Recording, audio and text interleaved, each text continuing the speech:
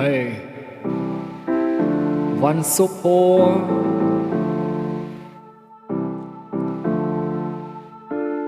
ខ្ញុំបើកភ្នែកមើលព្រះធរណី8ឆ្នាំចូលផងដល់ story ក៏សាសនាដៃមួយដ៏អស្ចារ្យ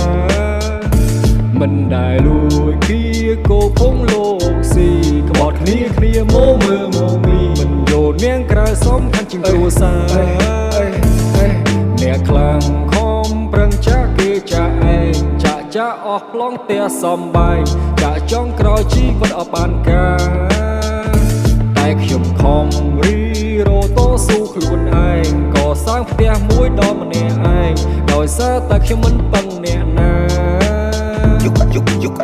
ខ្ញុំមកពីខេត្តបាត់ដំបងនេះទេណាឥឡូវមកធ្វើការនៅទីក្រុងប៉ោយប៉ែតខ្ញុំសប្បាយ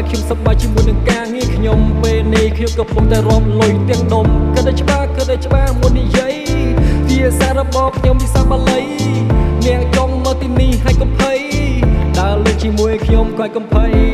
ទៅយំទៅក្រៅហើយកុំទៅយូរពេកប្រយ័ត្នមេដេញក្បាលអាពួកអាប្រែតពួកអានេះចូលមកនេះចូលមកចិត្តអញមិនពេកអញខោក្បាលអញ3 4កញ្ញោ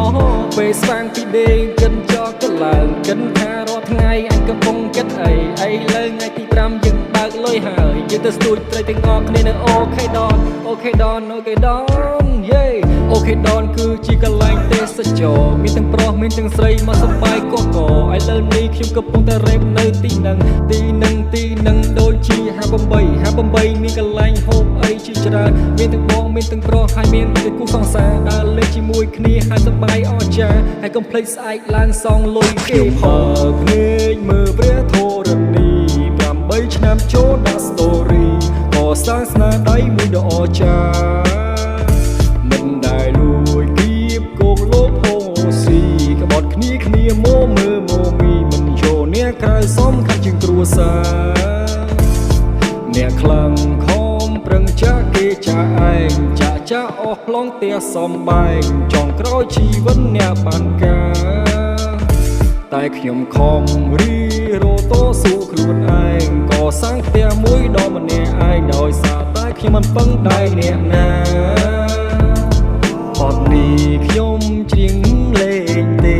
តែនាងដឹងថាខ្ញុំច្រៀងលេងសូមឲ្យមេដៃម្នាក់មួយផងណា